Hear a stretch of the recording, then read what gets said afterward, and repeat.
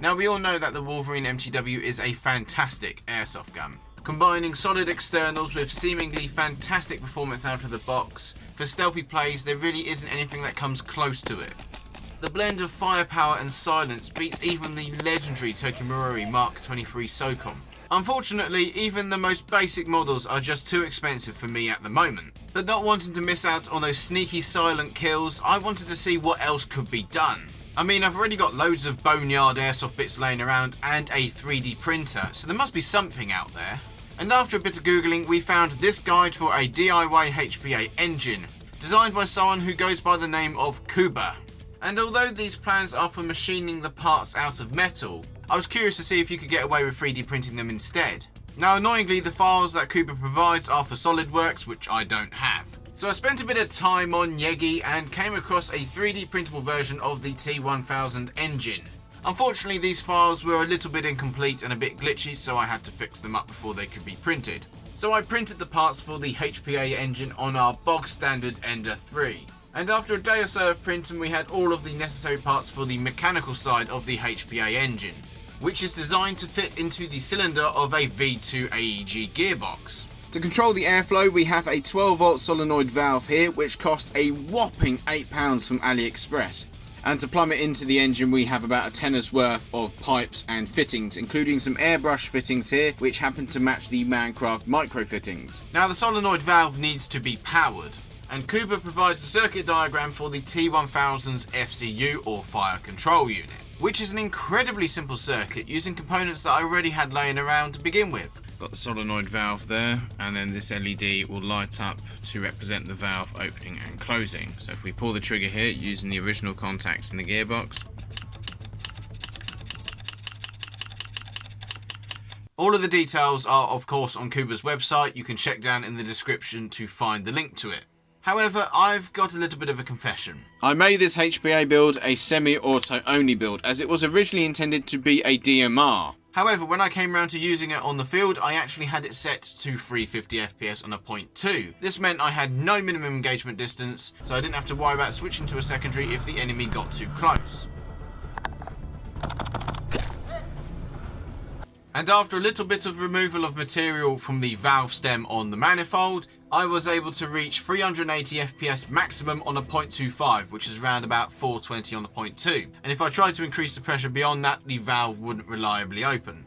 For the externals of this gun, we really pulled out all of the stops. This is a G&G CM16 X-Rental, once used for my dad's C8 recoil build many moons ago. And on the front here, we have an AliExpress rail system. We only use the best here at Fulcrum. And we also used a wood screw to lock the rail system in place. I imagine the real MTW is a little more refined than this. And the AliExpressness doesn't stop there. The hop unit is a Kublai rotary hop unit with a curved flat nub, and the bucking, well, that's a JG bucking because that's all I had laying around. Now it's worth pointing out that you can get away with using pretty cheap buckings as long as they are in good nick. Even the buckings out of most Chinese clones that I've used have been very, very good and have done the job perfectly fine. I will say it does struggle a bit lifting fours, but it put up a valiant effort nonetheless. Although I would like to stick something else in here like a G&G green bucking, which is my go-to AEG bucking.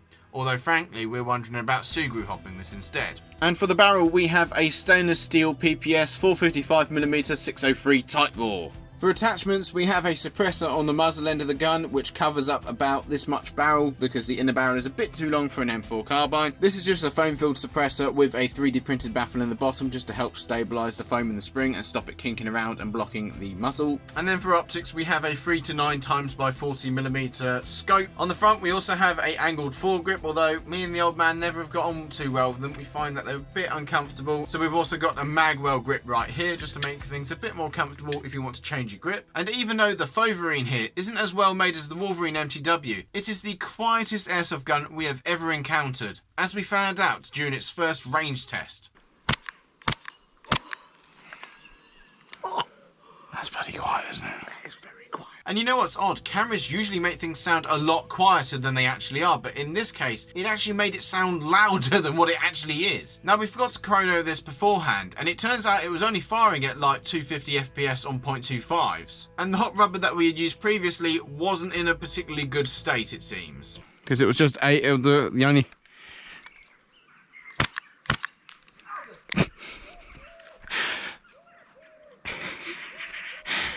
Oh, the velocity doesn't sound that bad, actually.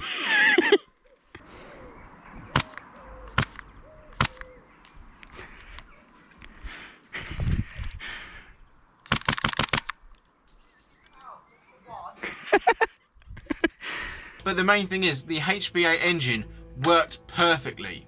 So after that test, I then switched out the bucking to the JG bucking. And then it was time to take this thing to Commando Elite for a good old shootout. And I found that when the hop unit worked properly, this thing could launch .4s out to a tremendous range, considering the fact it was only firing at around about 345.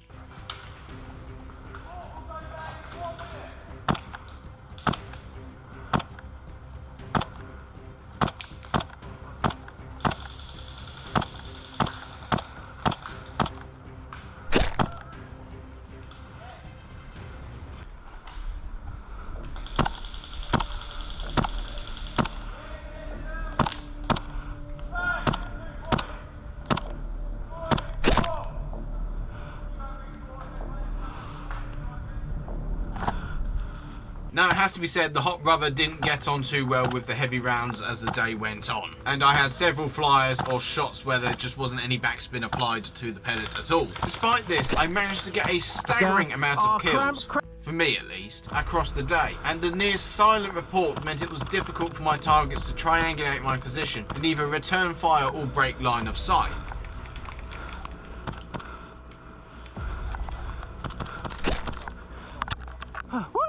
And even though the hop unit struggled as the day went on, the HPA engine itself didn't miss a beat. The Wolverine fed every single shot fired flawlessly. The power was consistent and it worked throughout the whole day without any stoppages or breakdowns. So yeah, not bad.